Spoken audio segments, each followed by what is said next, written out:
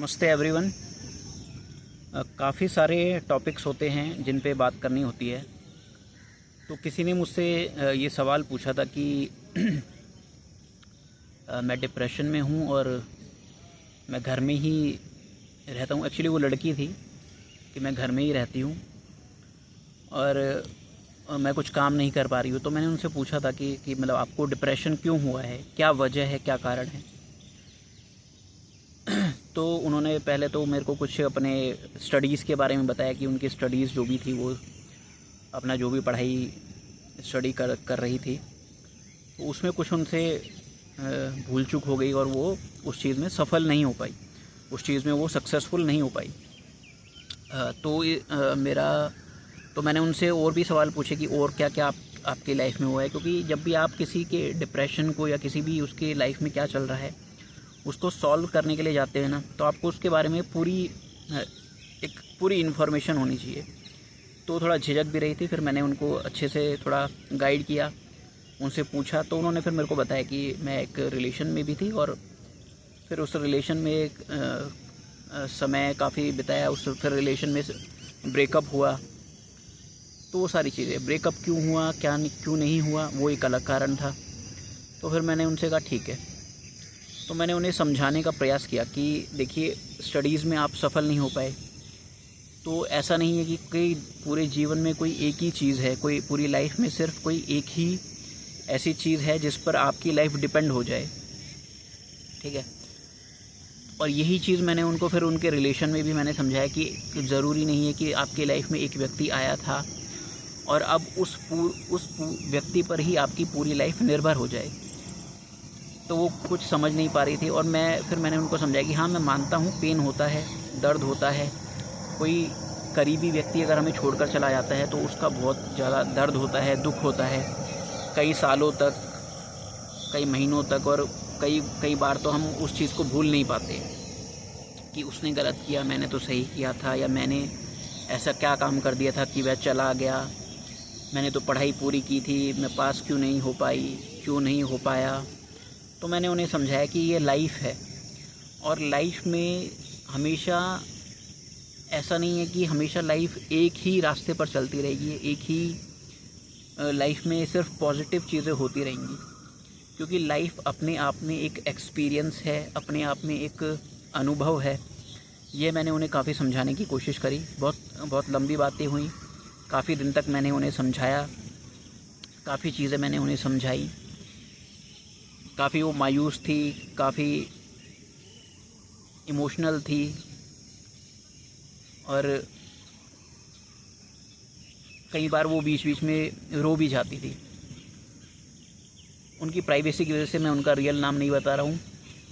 उनका नाम आप रिया समझ लो, उनका नाम रिया था। तो ये सारी चीज़ें होने के बाद मैंने उन्हें काफ़ी गाइड किया और मैंने उनसे कहा कि लाइफ में अगर आप किसी चीज़ में सफल नहीं हुई हैं तो इसका मतलब ये नहीं है कि वहाँ से जो कुछ भी आपने सीखा है वह बेकार चला जाएगा, वह वेस्ट हो गया। ऐसा नहीं है कि आपने किसी चीज़ में 2 साल, 4 साल, 5 साल दिए थे, ठीक है, लेकिन अब आपको ये समझना चाहिए अगर वह आपसे नहीं हो रहा है, आपको एक प्रॉपर आपको एक पेपर बनाना चाहिए। उस पेपर में आपको लिखना चाहिए कि ये पेपर मेरे से अगर इतने साल में क्लियर हो जाता है, ये पेपर मेरे से इतने अटैम्प्ट में क्लियर हो जाता है, तो इस पेपर को मैं ठीक है आगे कंटिन्यू करूँगी और अगर नहीं होता है तो फिर मैं इसको डिस्कार्ड कर दूँगा और मैं फिर किसी और चीज़ पर जो मेरा दूसरा और जिसमें मुझे इंटरेस्ट है मैं वह करूँगा। तो ये चीज़ें मैंने उन्हें समझाई। क्योंकि किसी भी चीज़ में आप लगातार लगे रहोगे और फेल होते रहोगे तो एक नेगेटिविटी आती है, एक नकारात्मकता आती है और वह नकारात्मकता आपको भीतर से खा जाती है, वह नकारात्मकता आपको डिप्रेशन में डाल देती है। तो उनके साथ भी यही हो रहा था। और फिर दूसरा, वह रिलेशनशिप से अभी जस्ट उनका ब्रेकअप हुआ था, वह बहुत परेशान थी। तो मैंने उन्हें समझाया कि कोई भी व्यक्ति जीवन में जो छोड़कर चला जाता है वह आखिरी नहीं होता। वह समझ नहीं पा रही थी। तो फिर मैंने उन्हें समझाया कि देखिए, आप बताओ कि इस जीवन में कोई भी व्यक्ति हमेशा ज़िंदा रहता है।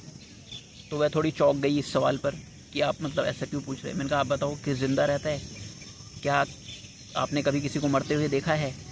कभी कोई व्यक्ति मरा हो, कोई उसको लेके जा रहे हों, तो उन्होंने कहा हाँ मैंने देखा है अपने रास्तों से जाते हुए लोगों को। मैंने कहा उसी तरह से क्या किसी के भी पेरेंट्स हमेशा तक ज़िंदा रहेंगे? तो वह थोड़ा सोच में पड़ गई। फिर काफ़ी थोड़ा सोच कर उन्होंने बोला कि नहीं, ऐसा नहीं है, हमेशा ज़िंदा नहीं रहेंगे। तो मैंने कहा कि एक दिन ऐसा समय आपकी लाइफ में भी आने वाला है।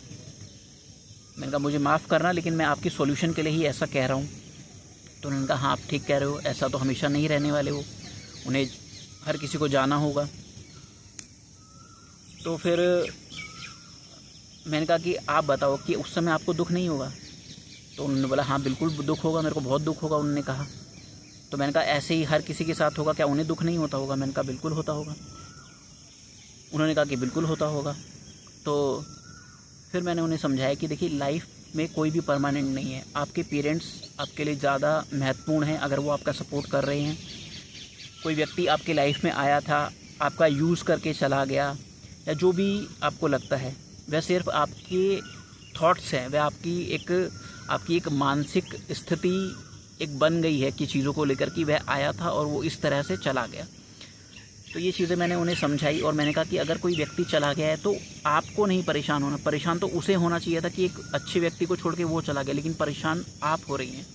मैंने ये सारी चीज़ें उनको समझाई और उनको बताई, तो धीरे धीरे उनको ये चीज़ें समझ में आने लगी। मैंने कहा अब आपको आगे बढ़ना चाहिए, मूव ऑन करना चाहिए। और कभी भी अब आपको एक सीख मिल चुकी है कि अगर आप कभी भी किसी भी रिलेशन में आएँ तो अपनी जो बाउंड्रीज़ हैं उनको क्लियर रखें, अपनी जो आपका जो दायरा है उनको क्लियर रखें, और उस व्यक्ति को आप ये क्लियरली बता दें कि ये जो हमारा रिलेशन है ये परमानेंट है, या इस रिलेशन में ये चीज़ें होनी चाहिए या ये चीज़ें नहीं होनी चाहिए। तो ये सारी चीज़ें मैंने उनको बताई और एक पेपर पे लिखकर भी ये सारी चीज़ें मैंने उनको बताई और उनको कहा कि इसको अपने पास रखना, इसको एक ऐसी जगह पर रखना जहाँ पे आप इसे रोज़ देख सको, ताकि आपको याद रहे और आप इन चीज़ों से जल्दी निकल सको। फिर ऐसे ही मैंने इनको इनके जो करियर था, जो ये कर रही थी, उसके बारे में बताया था कि आप कोई भी जो भी आप कर रहे थे या जो भी चीज़ें आपने फेस करी लाइफ में और वो अगर किसी कारण से छूट गई हैं, तो ऐसा नहीं है कि आप किसी दूसरी चीज़ों में आगे नहीं बढ़ सकते हैं। अब आप दूसरी चीज़ों में आगे बढ़ सकते हैं। आप पुरानी चीज़ों को छोड़ के उसमें जो आपको नॉलेज मिली है उसका किसी दूसरी चीज़ों में उपयोग कर सकते हैं। क्योंकि अगर आप खाली बैठोगे, घर में स्टक हो जाओगे, घर में ही पड़े रहोगे, तो ये तो और बुरा होगा। आपने जो सीखा है वो भी आप भूल जाओगे और आप जो नई चीज़ें सीख सकते हो, जो नया क्रिएटिव कर सकते हो, उससे भी आप वंचित हो जाओगे, उससे भी आप हाथ धो बैठोगे, आपको वो भी नहीं मिलेगा। इसलिए एक्टिव रहना ज़रूरी है। तो उन्होंने फिर ये सारी चीज़ें वो समझ चुकी थी, काफ़ी इसमें समय लगा काफ़ी। फिर उन्होंने मुझसे पूछा लेकिन अब मेरी हालत नहीं है कि मैं उठ पाऊँ। तो फिर मैंने उन्हें कहा कि आप नहीं उठ सकती हैं तो सिर्फ इतना कीजिए कि घर में रोज़ 10 से लेके 50 कदम चलना शुरू कीजिए, मतलब घर के अंदर ही चलिए। उन्होंने बाहर जाने के लिए मना किया था। तो धीरे धीरे जब मैंने उन्हें कहा कि रोज़ काउंट करिए कि मैं आज इतने कदम चली और रोज़ उसे बढ़ाइए, जैसे आप आज 10 कदम घर में चले तो उसका आपकी मेंटल हेल्थ पे भी फ़र्क पड़ता है। चलने से और रनिंग करने से आपके माइंड को क्लैरिटी मिलती है, या कोई भी एक्सरसाइज करने से माइंड शार्प होता है, तेज़ होता है। तो मैंने उन्हें कहा कि आप रोज़ 10 कदम चले, फिर अगले दिन 20 कदम चले, फिर अगले दिन 30 कदम चले। ऐसे करते करते बढ़ाते बढ़ाते आप 100 तक आएँ और फिर 100 कदम रोज़ करें।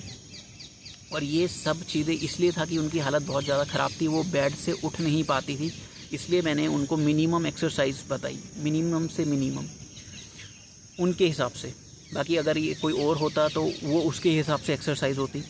फिर धीरे धीरे करते करते ऐसे वो 100 कदम पे आई, फिर धीरे धीरे करते करते ऐसे वो 500 कदम पर आई, फिर 500 कदम से वो 1000 कदम पर आई, और ऐसे करते करते वो 5000 कदम पर आई, फिर वो 10,000 स्टेप्स पर भी आ गई।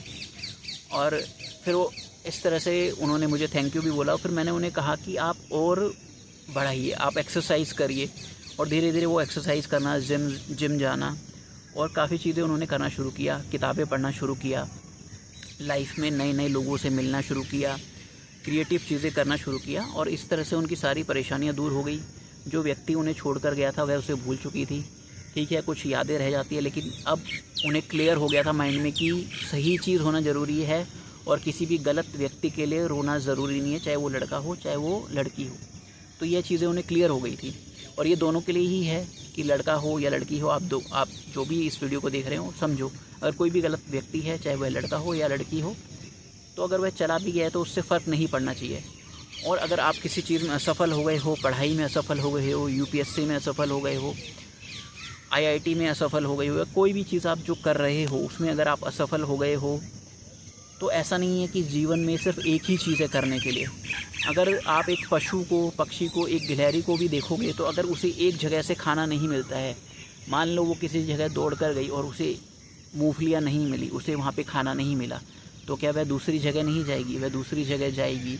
अगर एक गाय है, एक जानवर है, एक पक्षी है, उसे एक जगह पर दाना नहीं मिला, एक जगह पर खाना नहीं मिला, तो क्या वह दूसरी जगह दाना ढूंढने नहीं जाएगा? उसी तरह से इंसान को भी यह सोचना चाहिए कि अगर मेरा एक करियर, एक नौकरी नहीं मिली, एक करियर नहीं मिला, एक एग्ज़ाम में मैं अगर फ़ेल हो गया या फ़ेल हो गई, तो क्या मुझे रुक जाना चाहिए?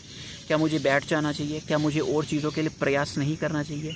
यही चीज़ें मैं आपको समझा रहा हूँ। मैंने उन्हें भी समझाया और काफ़ी लोगों को समझा भी चुका हूँ। तो लोग काफ़ी परेशान रहते हैं, इसलिए कभी भी ये मत सोचिए कि कोई एक चीज़ ख़त्म हो गई है तो सारी चीज़ें बंद हो गई है। आप स्टक मत हो जाइए लाइफ में, रुकिए मत, आप चलते रहिए।